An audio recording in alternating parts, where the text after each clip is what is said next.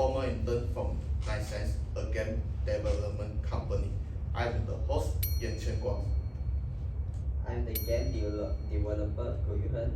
I'm the game system designer, Check Yuchen. I am a technical leader, Pan Jianxi. Today, we are going to show you something interesting. How game characters are actually built by using object-oriented programming. So, how do we even start designing a game character? Good question. When we design a character, we actually start with something called a class. We can think a class as a template or a blueprint. For example, we create a class called character,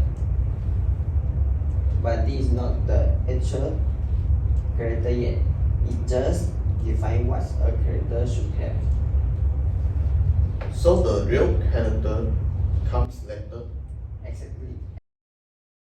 When a player creates a character in the games, that will become an object.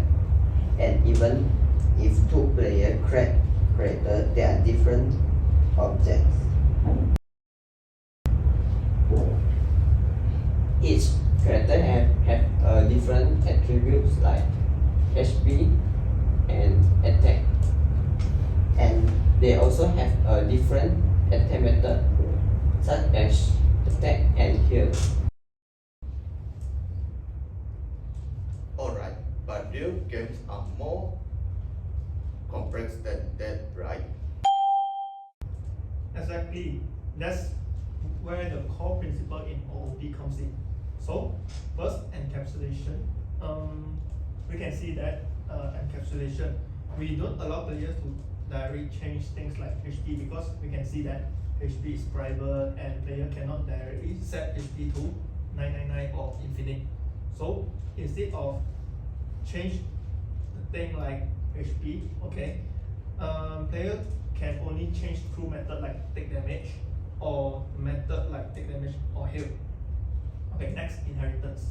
So inheritance, we start with a base classes called character, and under the character there are subclasses like warrior and mage. Okay, these subclasses inherit common attribute just mentioned by Go just now. They have HP, they can attack, but they have their own unique features like, so this brings to polymorphism.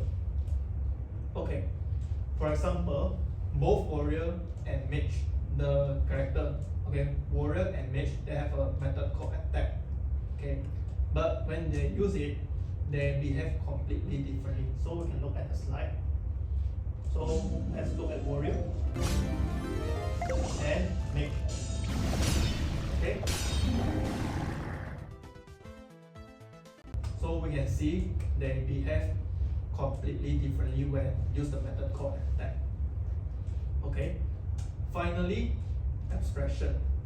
So for player, they just press a button to attack lah. So we all play games, right? Play games. So we doesn't know how the calculation have been processed.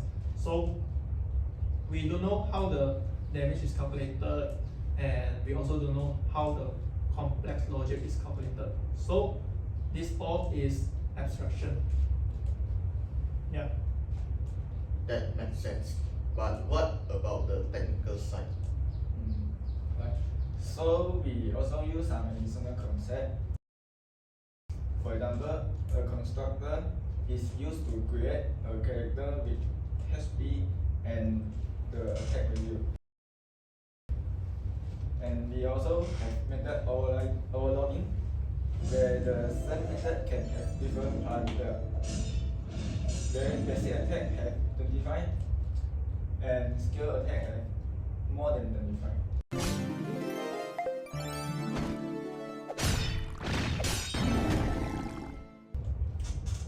Then the method overriding, where subclasses we define method from the parent class.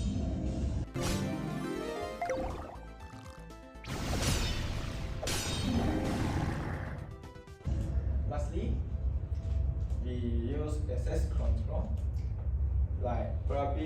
private to control how the data is accessed.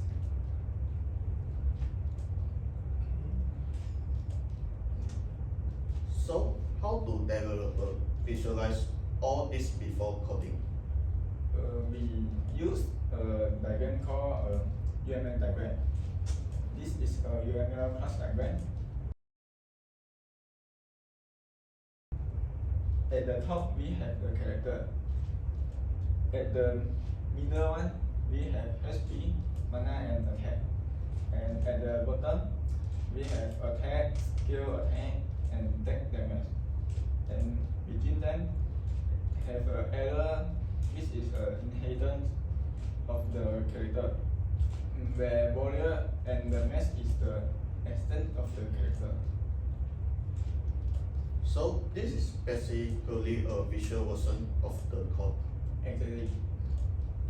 So in summary, object-oriented programming help us design game system in a structured and scalable way.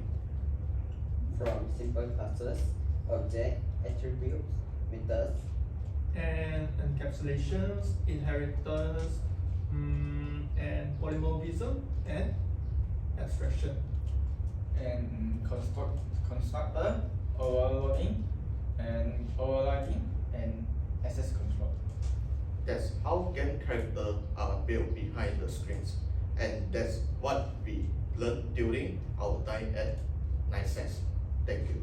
Thank you.